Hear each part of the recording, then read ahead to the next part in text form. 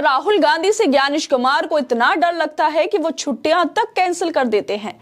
जिस दिन राहुल गांधी की प्रेस कॉन्फ्रेंस होती है उस दिन सबको सख्त हिदायत दी जाती है कि कोई छुट्टी नहीं लेगा, सबको जल्द से जल्द ऑफिस आना पड़ेगा ताकि राहुल की प्रेस कॉन्फ्रेंस के साथ ही चुनाव आयोग जवाब भी दे सके और राहुल के आरोपों का खंडन भी कर सके। और हैरानी की बात यह है कि ये सब दावे कोई और नहीं बल्कि आज तक के पत्रकार कर रहे हैं कि जैसे ही राहुल गांधी की प्रेस कॉन्फ्रेंस की खबर आती है वैसे ही चुनाव आयोग अलर्ट पर आ जाता है। सारे काम छोड़कर ज्ञानेश कुमार ऑफिस पहुंच जाते हैं और यही हिदायत बाकी अफसरों को भी दी जाती है।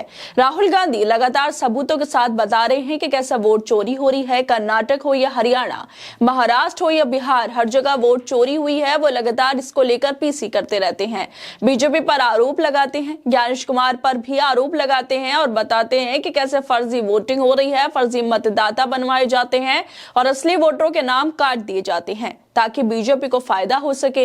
और इसी सच्चाई से ज्ञानेश कुमार को डर लगता है। इसी वजह से टेक्निकल ऑफ के दिन भी सबको ऑफिस बुला लिया जाता है। दरअसल आज तक की एक वीडियो वायरल हो रही है जिसमें आज तक के ही पत्रकार बैठे हुए थे और उन्हीं में शामिल थी आज तक की पत्रकार ऐश्वर्या पालीवाल भी, जो आज तक के रेडियो पॉडकास्ट में बैठकर बताती हैं कि कैसे राहुल गांधी इलेक्शन कमीशन की छुट्टी खा जाते हैं।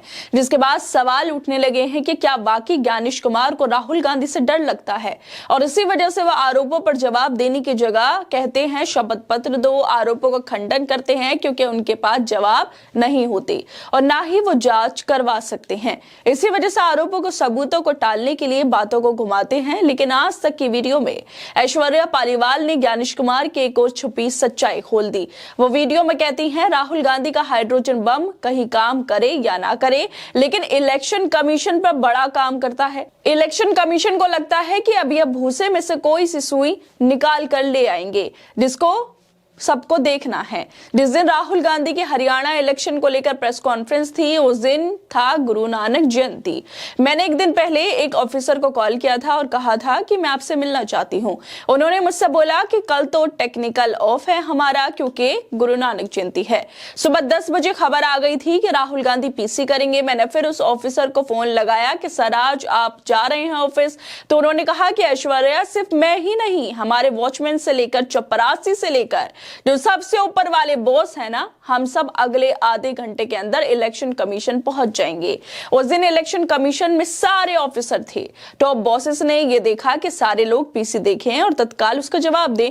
तो उस दिन जितनी जल्दी से ईसीआई का रिस्पॉन्स आ रहा था वो टेक्निकल रिस्पॉन्स सब गया। और कुछ टॉप ऑफिसर थे, उन लोगों ने प्लान बनाया था कि अशोका होटल में सागर रत्ना है, वहां पर लंच का प्लान था, लेकिन वो सारा प्लान ढह गया और सबने बैठकर राहुल गांधी की पीसी सुनी। वोटर पर इंपैक्ट पड़ रहा हो या ना पड़ रहा हो, लेकिन कमीशन की छुट्टी राहुल गांधी खा जाते हैं। राहुल गांधी लगातार आरोप लगा रहे हैं चुनाव आयोग पर और हाल ही में बिहार चुनाव से पहले उन्होंने बताया था कि कैसे ब्राजील के एक मॉडल ने हरियाणा में वोट डाला था और वो भी 1 या 2 वोट नहीं बल्कि ब्राजील की मॉडल की फोटो का इस्तेमाल करते हुए 22 फर्जी वोट बनवाए गए थे जो अलग अलग नामों से 10 बूथों पर वोट डालने के लिए रजिस्टर थे और सभी ने एक ही दिन वोट भी डाला।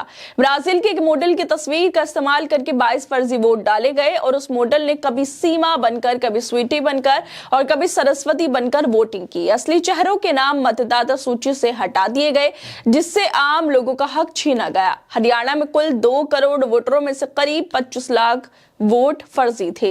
ये खुलासे खुद राहुल गांधी ने प्रेस कॉन्फ्रेंस में किए और शायद इन्हीं खुलासों की वजह से आज तक की पत्रकार भी कह रही हैं कि चुनाव आयोग में लोगों की छुट्टी कैंसिल हो जाती है। और जिस तरह से ऐश्वर्या पालीवाल का ये वीडियो वायरल हो रहा है उसको लेकर पत्रकार कृष्णाकांत लिखते हैं राहुल गांधी का खौफ है, प्रेस कॉन्फ्रेंस के दिन विभागों की छुट्टियां कैंसिल हो रही हैं।